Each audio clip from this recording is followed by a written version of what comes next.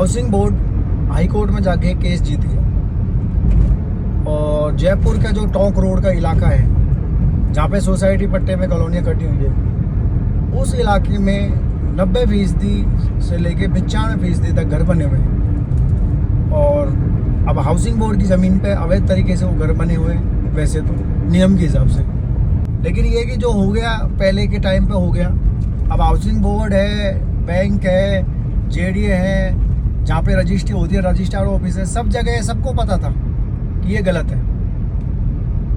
और जो लोग ले रहे थे, वो भोले वाले ले रहे थे उस टाइम, किसी को भी नहीं पता था कि हमारे साथ में गलत होगा। और आज से 10, 15, 20 साल बाद में ये होने वाला है। अगर मैं मेरे पक्ष की बात करूँ तो मेरा घर तो नहीं है उसमें, न मेरे कोई मिलने वाला का है, लेकिन अगर देखा जाए तो वो लोग भी हमारी तरह मिडिल क्लास ही है जिनके वहाँ पे घर है और जिनको हाई कोर्ट का ऑर्डर आया है कि खाली करना है और वहाँ पूरा जो कब्जा है वो हाउसिंग बोर्ड को लेना है। उन फैमिलियों के साथ में खड़ा रहूँगा जो वहाँ पे रह रहे हैं, क्योंकि अपने जीवन भर की पूंजी लगाता है एक इंसान। जब एक प्रॉपर्टी प्लान करता है तो अपने पूरे जीवन भर की एक पूंजी लगाता है। और प्रॉपर्टी एक मिडिल क्लास का एक सपना हो रहा होता है, मतलब घर एक मिडिल क्लास का एक सपना होता है।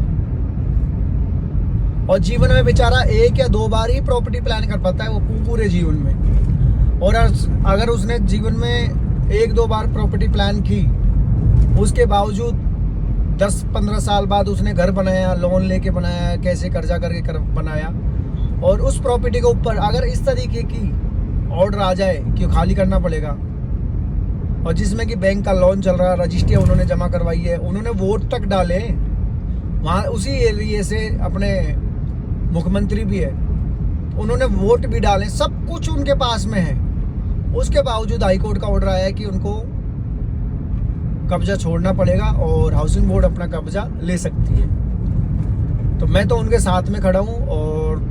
और एक बात और है, जहाँ पे जनता खड़ी होती है वहाँ पे बड़े बड़े कानून भी बदल जाते हैं, और ये तो हाईकोर्ट से ऑर्डर आया है। अब आप पता नहीं किसका सपोर्ट करोगे, लेकिन मैं उस जनता के साथ में हूँ जिन्होंने सपना देखा था और अपने घर बनाया था, जिन्होंने लोन पे लिया था, कर्जे से लिया था। तो मैं उस जनता के सपोर्ट में हूँ। कानून है लेकिन मैं उनका साथ दूंगा, और मैं तो उनके लिए ही आवाज़ उठाऊंगा जो लोगों के घर टूटने वाले हैं। हाँ, क्योंकि पहले के ज़माने में इतना अवेयरनेस नहीं थी, इतना ऑनलाइन नहीं था। आजकल अवेयरनेस है, आजकल सारा चीज़ या सारी चीज़ें, सारी बातें ऑनलाइन आपको पता लग जाएंगी, लेकिन उस ज़माने में नहीं थी भाई। कई लोग होंगे जो जेडीए में काम करते हैं, कई एसोसिएट, कई कंपनियां आज उनका स्टेटस लगा के लिख रहे हैं कि देखो जेडीए अप्रूव्ड ही खरीदना चाहिए। अरे भैया, जेडीए अप्रूव्ड अब तो खरीदना ही चाहिए, मैं खुद बोल रहा हूँ। लेकिन पहले के टाइम पे ऐसा कुछ नहीं था, लोग देखते भी नहीं थे, लोग जानते भी नहीं थे। मैं खुद नहीं जानता था यार जेडीए के बारे में। मैं खुद सोसाइटी कॉलोनियाँ देख रहा था जब तक मैं आया नहीं था इस फील्ड में। लेकिन अब आ गए हम तो आप जेडीए की करते हैं बातें, जेडीए बेचते हैं। की कॉलोनियाँ भी जो प्लान कर रहा है वो नए पट्टे दे रहा है। पहले बीच से में बैक डेट के पट्टे देने लग गए थे लोग, लेकिन बैक डेट के पट्टे के बजाय अब नए पट्टे मिल रहे हैं।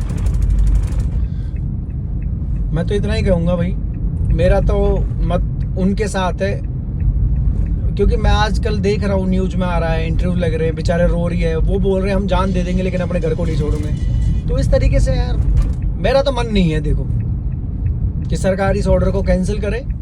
और बीजेपी गवर्नमेंट है सेंट्रल में, और यहाँ पे भी अगर चाहे डबल इंजन की सरकार है, अगर चाहे तो इनके हाथ में ही है, बस एक ही तो फोन करना है यार। बाकी देखते क्या होता है।